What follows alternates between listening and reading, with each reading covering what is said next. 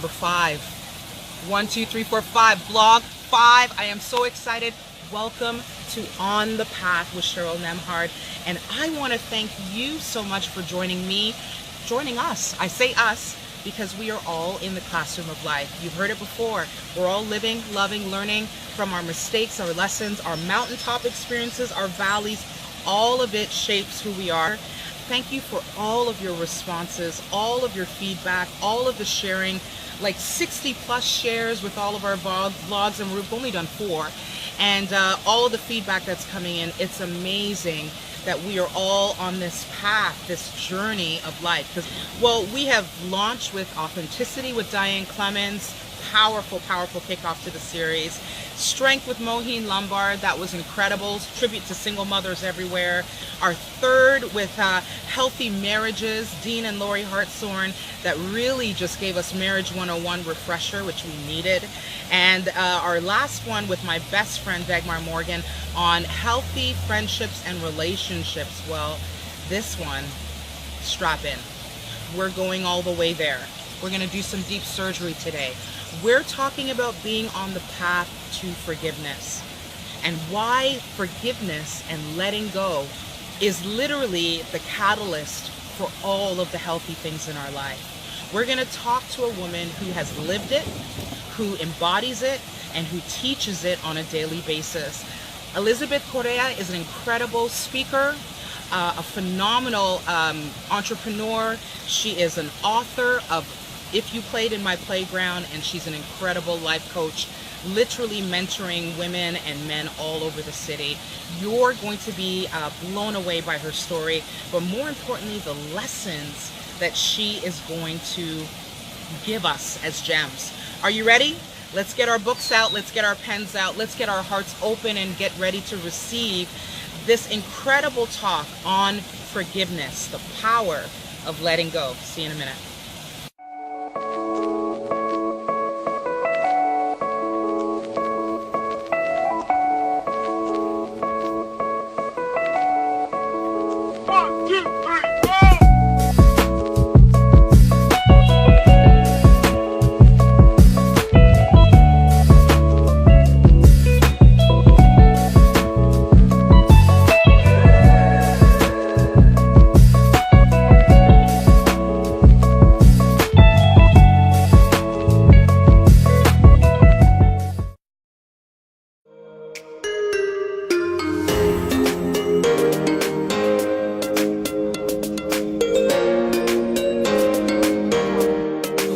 Of the hour is here. This powerhouse, many people recognize this space in the city, but if you're watching outside of Toronto, maybe you're somewhere in Canada or beyond, this is Elizabeth Correia. I practice my rolling of the R's. I desperately wanted to say her name because it's so beautiful. Elizabeth is here, and let me tell you, tiny package, powerful woman. She's got her heels on, so. And she's got her heels on. Powerful woman. Elizabeth, I want to thank you for coming. Gosh, I watch a lot of your social media, all of the things that you share. You're forever pouring in and inspiring other people. You live a life of inspiration. It's really your heart, isn't it? It is. Yeah. And I love that when I reached out to her and I said, you know, I really feel in my heart that you could talk on forgiveness, she said, this is where I'm at right now. Doing a lot of speaking and a lot of teaching about this subject. So perfect timing, divine timing for someone that's watching today. This is not an accident. That word, forgiveness. Big, big word. Yes. We all have our own sort of working definitions of it. Based on your life, what you've learned, some of the pains you've gone through, what is your definition of forgiveness? When I think of forgiveness, I think of the word freedom. Because it's really what it does. It gives you a sense of freedom that nothing else can give you. You can have all the money in the world and have all the most powerful resources to do business and to network and to vision and to create and build.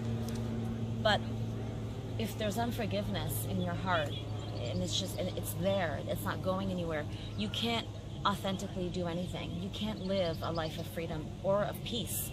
And peace to me is, when I think of forgiveness, I think of freedom and I think of peace. Oh, I love that. Yeah. Yeah.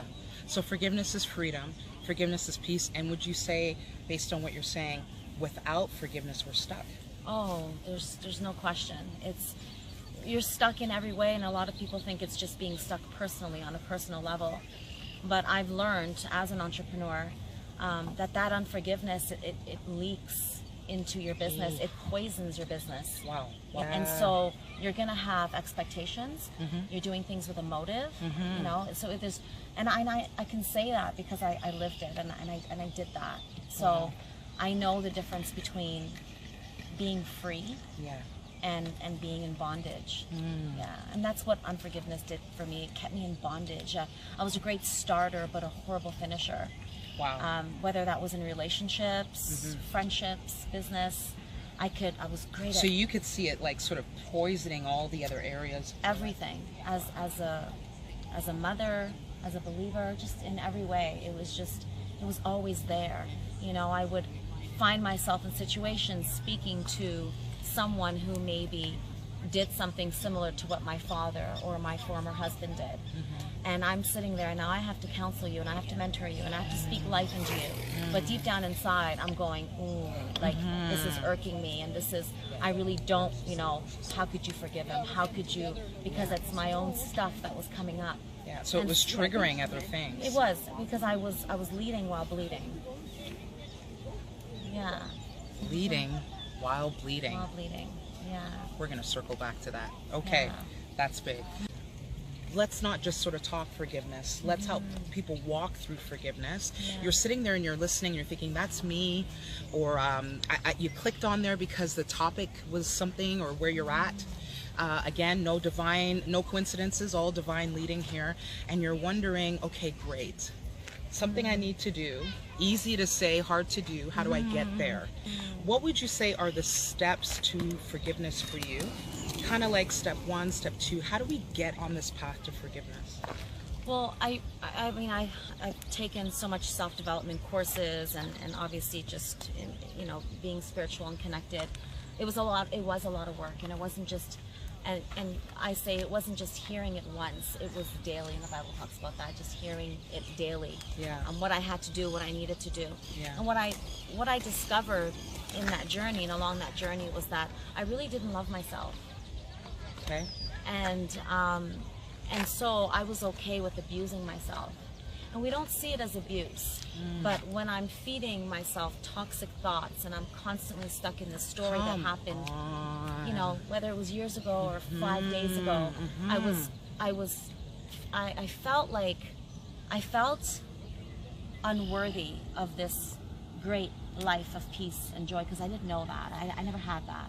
I want you to keep talking, but I'm hearing those steps coming out. So step 1 is loving yourself enough to let it go. To let it go, because and then believing. 2, there's a second that's coming through, is feeling yourself worthy of forgiving. Well, it comes down to self-worth. Yeah. It all comes down to self-worth, which I lacked.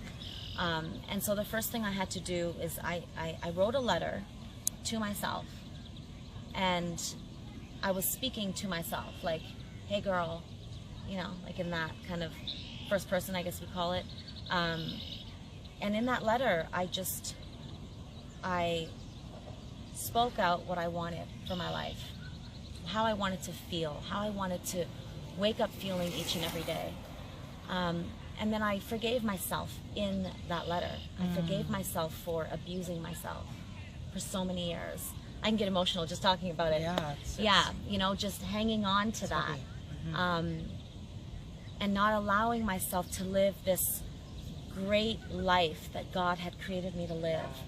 And I had to find purpose. So in the letter I said, I see the purpose here. I see why it happened, and it's because of where God is taking me. He's taking me somewhere where I'm going to be teaching about this, where I'm going to be helping and mentoring youth and women and, you know, people all over the world. But in order for me to do that, in order for you to do that, girl, you got to get over this. You got to love yourself where you are. It's okay. Cry, you know, say it, get it out, and it's okay. And I had to be okay with not being okay. Yes, ma'am. You know, I had to be okay with not being okay because I was forcing it. I was forcing it because I knew, you know, well, you know, the God says to forgive, and I was like, okay, well, I gotta forgive just cause I gotta forgive. But in my deep thoughts, I'm like, I really don't want to forgive. I want to stay mad. But that was just killing me. Yeah. It was killing me. And so I wrote that letter, and I created the life that I wanted to live, and that's why my slogan is called Create the Life You Want to Live, or Create a Life You Love. It was all because of that letter. And I poured out so much in that letter. And then I brought it to the water, and I burned it, and then I just kind of let whatever go into the water. And that was after my brain surgery, right? Not too long after my brain surgery. And that was where I really started to, the second thing, or the third thing, the third lesson was, and this is the part I didn't want to do, I had to put myself in their shoes. Ooh. And that was the hardest. Powerful lesson. I really did not want to feel sorry for them. Yeah. Or understand them. Or I didn't want to. It was like my pride and my ego kicked in, and then I thought, well, that's kind of letting them off the hook, and now I live my life by that, like, putting myself in other people's shoes. So I had to think of, my dad's childhood. Yeah. And how he felt when he was abused sexually, and all these other things, right? And the patterns that he's living out. Yes. Right. And I see it. I see the unforgiveness in him living that out, and what it's done to him. And then even with my former husband, just really just putting myself in his shoes, like, his childhood and him losing his mother at such a young age, and all the things that he got caught up into, and the abuse. He was also abused. So I had to, as much as I didn't want to, I had to tap into their story. Was that the easiest step or the hardest step of the whole sort of process? That to me was the hardest, because we say we want forgiveness and we say we want to be free, but I became addicted to the feeling that unforgiveness gave me, which was anger and bitterness and resentment and bitterness. Yes, I was addicted to that. It was like if I went a whole day without complaining, if I went a whole day without, like, saying, he did this and that, and yelling at him, and if I went a whole day without that, it was like withdrawal, like a high, and I've never done drugs. Yeah. So, but that's all I can relate it to. You needed the bitterness. You needed because I lived off of it since childhood. Yeah. So my life without it just didn't. It felt so off, and so stepping into that place where I was with them, why they did what they did, understanding that was really, that took a lot. That was the hardest work I had to do. Wowzers. Yeah. And then you have to, there's going to be people in your life that you have to forgive over and over and over and over again. The repeat offenders, because they're not going anywhere. You're related either by blood or with children. You have children together, so that was another struggle for me too. That was literally like sort of a forgiveness 101, right? A forgiveness 101. But that kind of knowledge, those steps that you came through, it's not something you got out of a book. I know this. It's not any sort of motivational. This is your life. These are lessons you pulled from your life, which is what I always call being a lighthouse, right? Illuminating for other people. What did you have to forgive? What did you have to work through? What's the story of Liz? Who was Liz before and who's Liz now? So my father was extremely abusive, mentally, emotionally, spiritually, and sexually. Yeah. And that abuse started as far back as I can remember. Just every facet of you. And it just, it wasn't just one form. It was like torture. It was like, just completely violated my innocence. And I was so young, I remember as far back as 5, so I really don't know when it all started, but, and I as a little girl, I was always the same bubbly, fun, outgoing, silly girl. That was always me. But and then I always had that little tough side too. Like that was always there as a little girl. The walls were up because of I had to, and because of what was happening to me. So it built, resilience and just this tough skin. I totally relate. Yeah, right. And so I carried that into my teens, and then I lived in like over 15 foster homes. What? Yeah. Yes, and that was another fight and another. My mom my mom left my dad, and my dad's born blind, And then she left the 4 kids with my dad, but she left after a night of seeing something my dad was doing to me, and she left me. So to me, that was like abandonment, rejection. The people that was supposed to love me the most, and goodness. you know, the people that the world, you know, your mom, your dad, and I didn't have that. Yeah. And so I resented her for leaving me there. She never came back. She did end up fighting for us in court, but because my sister and I denied everything, because we were just so scared, my father won the case. And so he won back custody of us. So we were gone for a year. We were separated, I was living with my godmother, she was living with her godmother. And then we were sent back home when my dad won that case. And then the abuse started again, and then this time I spoke up. I was just turning 14, and I just couldn't take it anymore. And then I spoke up, and then what that did, and I carried a whole other shame from that. Yeah. And that's why a lot of the forgiveness that I had to do was with myself. Because I felt so guilty and so ashamed of telling the police, because my dad was arrested and he went to jail. Yeah, there's a lot of fear there. Yeah, and then I lived in the projects, and that day that he was arrested, everybody was outside, and they brought my dad out. He's a blind man, and they brought my dad out in his underwear with no shirt. Yeah. So I was sitting in the cruiser, and I saw that, and that right away I felt feeling bad, responsible. I felt guilty, I felt responsible, there was so, and then I had to bury all of that. I couldn't express it. I had to play this tough girl, like, you know, whatever, you know, this and that. And so there was just so much from childhood to like 14, 15. Yeah. And then I got, and then I just started making a lot of bad decisions. I got involved in an extremely physically abusive relationship at 14. I stayed in that for almost 6 years. Wowzers. Like physically abusive on another level. And have you figured out why you stayed in it now? My father. Yeah, my dad. Patterns. He reminded me of my dad, and I thought that was love. The way my dad treated my mom. It's huge. I thought, you know, he beats her because he loves her, and I would say that. I'd say those words. He beats me because he loves me.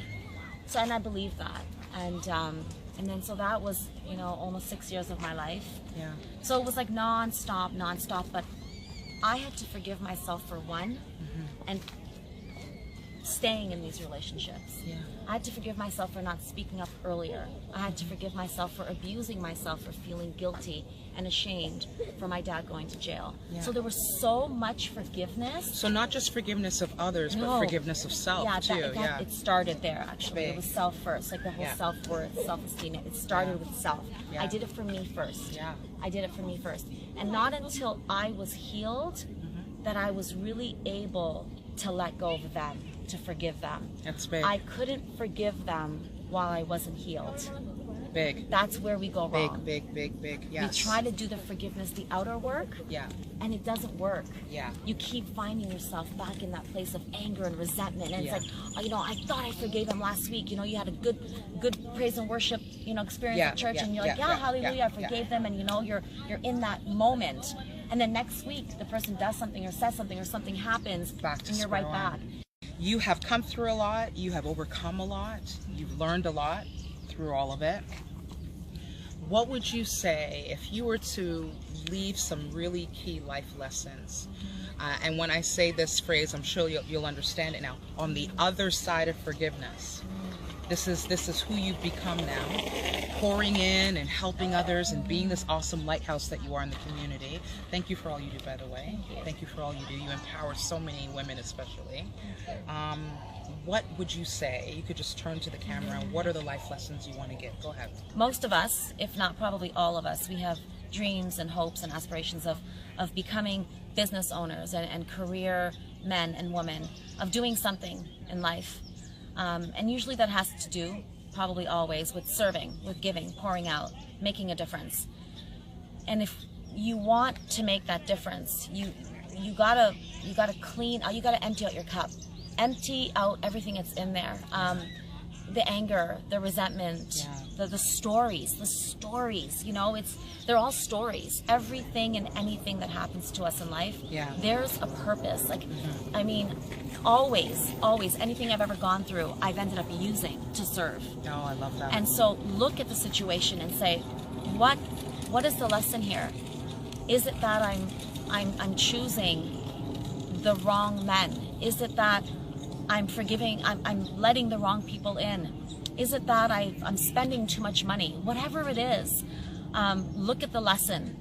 Look at what's happening and find the lessons. Use that to teach. Use that to serve. Use that to build your business, to build your career. Yeah. Because there's nothing that happens to us because of bad luck. There's no such thing. Everything, even being in foster care and then becoming a foster parent. I mean, I would have never thought that while being in foster care and living throughout in all those homes.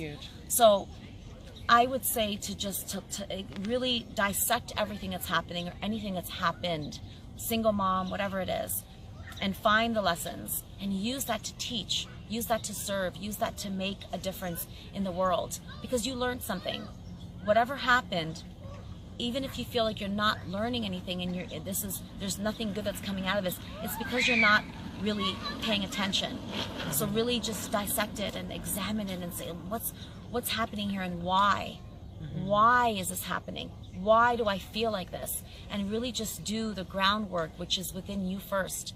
You cannot forgive someone from a place of anger, if you are not healed. It's not gonna happen. It's impossible. So really do that self-work, self-care. Love it. You know, usually there's a lot of signs when someone is living with a lot of unforgiveness. You can see where you can see how they carry it, in the way they talk, their attitude. You know, there's so many ways in how you can see it. So really just the groundwork, be good with you. Be good with you, and then say, you know what? Now I'm going to do the work that I need to do to forgive him. Excellent. Or to forgive her. And you're doing it from a place of peace. So good. So. Ladies and gentlemen, do you see why I have chosen this incredible person to really be an ambassador for forgiveness in this particular vlog series? Liz, thank you so much. Thank you. Speechless. I am full. I know you are too. Special thanks to Elizabeth Correia. Her name is as beautiful as her spirit. What an incredible lighthouse who has lived a life of overcoming trauma, pain, abuse on every level. Foster homes. Her life is just, it literally is the novel that she's written. It is unbelievable. One of the things that she said that really hit me hard, I wanted to echo a couple of points. So just in my final thoughts, the first thing that she said that just punched my chest was that there's so many people that are leading while bleeding. And this is just a note to everyone that wants to teach and be a life coach and be a speaker and do all of these amazing things. It is very hard to pour out to anyone when you've got holes inside yourself. Very quickly, we can see those that are bleeding while broken. Take some time. Work on yourself. Do the self-care. As Liz says, you cannot forgive while angry. You can't forgive while bitter and broken. So there's a letting go. There's a releasing that happens first. Forgiveness is a prison. It is a dungeon that will keep you bound for years. It is a silent killer. It is a spiritual cancer that if you leave it unchecked, it will spread throughout your body. It will affect your business, your home, your families, your marriage, the way you parent, the way you see the world, how you view men based on your past hurts, how you view women, how you view the church. Lots of wrong perceptions have been pushed out because of deep hurts that are left unresolved. I always say, hurt left unchecked turns to anger. Anger left unchecked turns to bitterness, and bitterness left unchecked becomes seething rage. And we have a lot of ticking time bombs out there. So do the work. We want you to win. We want you to be the best that you can be. And being the best means doing the work internally. So let's let it go. Let's release. Let's forgive. Why? Not because what they did was right or wrong, but because we are worth it. Keep living, keep loving, keep growing. I'll see you